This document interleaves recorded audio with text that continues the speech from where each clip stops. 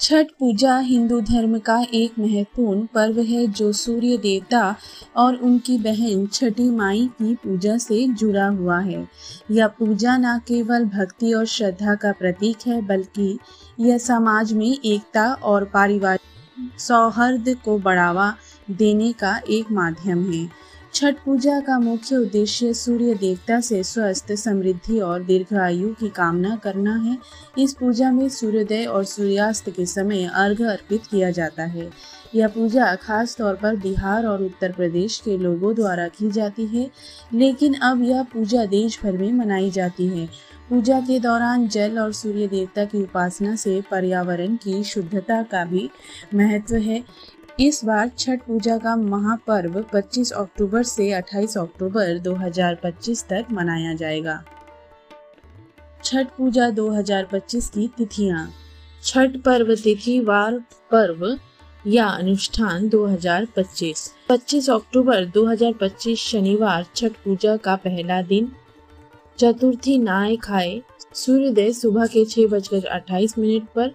सूर्यास्त शाम के 5:42 पर। दूसरा दिन 26 अक्टूबर 2025 दिन रविवार खरना, लोहड़ा और खरना। सूर्योदय सुबह के 6:29 पर।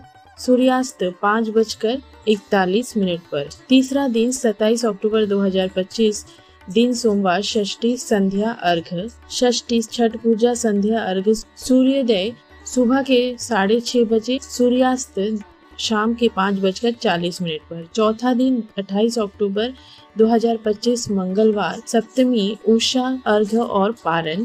सूर्योदय सुबह के 6:30 पर। सूर्यास्त शाम के 5:39 पर हो। छठ पूजा की संपूर्ण सामग्री सूची। छठ पूजा की सामग्री को दो मुख्य भागों में बांटा जाता है, पूजन सामग्री और प्रसाद सामग्री। पहला, पूजन सामग्री।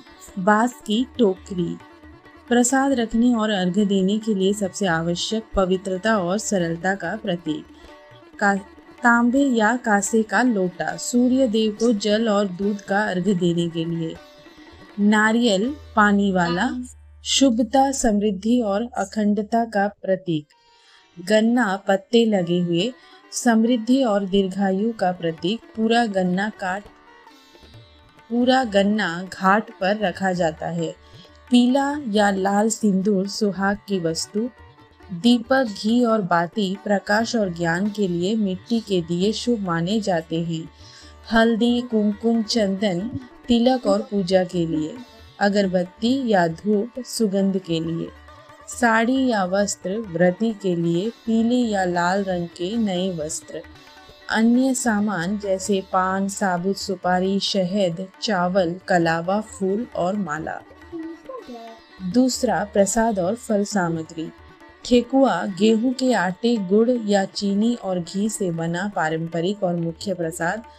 कसार कुछ क्षेत्रों में बनता है। कसार और चावल के आटे का लड्डू। चावल गुड़ की खीर खरना के दिन बनने वाला प्रसाद। मौसमी फल सबसे अनिवार्य शुभता का प्रतीक। केला, डाब, नींबू, नारंगी, सेब, अमरूद आदि। जड़ वाली सब्जियां जैसे शक्करकंदी, सूतनी, मूली, सिंघाड़ा। अन्य भोग पूड़ी, मालपुआ, खजूर, मिठाई। छठ पूजा की संपूर्ण विधि। 4 दिन का व्रत। छठ पूजा के अत्यंत कठोर नियमों का पालन किया जाता है। पहले दिन की विधि नहाए खाए। 25 अक्टूबर इस दिन व्रती स्नान के बाद नए या साफ कपड़े पहनती हैं। व्रत का संकल्प लिया जाता है। सात्विक भोजन ग्रहण किया जाता है। भोजन में मुख्य रूप से लौकी, भात और चने की दाल शामिल होती है। यह भोजन पूरी पवित्रता के साथ बनाया जाता है। इस दिन व्रती के अलावा परिवार के अन्य सदस्य भी सात्विक भोजन करते हैं। दूसरे दिन की विधि खरना। 26 अक्टूबर इस दिन व्रती पूरे दिन निर्जला उपवास रखती हैं। शाम को सूर्य अस्त होने के बाद गुड़ चावल की खीर और रोटी बनाई जाती है।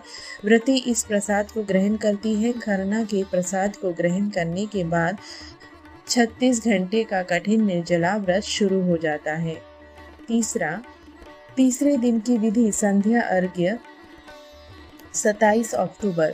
इस दिन यह षष्ठी तिथि का दिन है और छठ पूजा का मुख्य दिन माना जाता है। व्रती और परिवार के सदस्य बांस की टोकरी में सभी फल, ठेकुआ और अन्य प्रसाद सामग्री सजाते हैं। शाम को सभी लोग मिलकर किसी पवित्र नदी या तालाब के घाट पर जाते हैं। व्रती जल में खड़ी होकर अस्ताचलगामी यानी डूबते हुए सूरज देव को अर्घ्य देती हैं।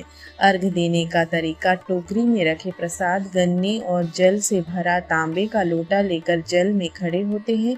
सूर्य को दूध और जल अर्पित किया जाता है। पूजा के दौरान छठी मैया के गीत गाए जाते हैं और सुख समृद्धि की कामना की जाती है। चौथे दिन की विधि उषा अर्घ्य और पारण 28 अक्टूबर।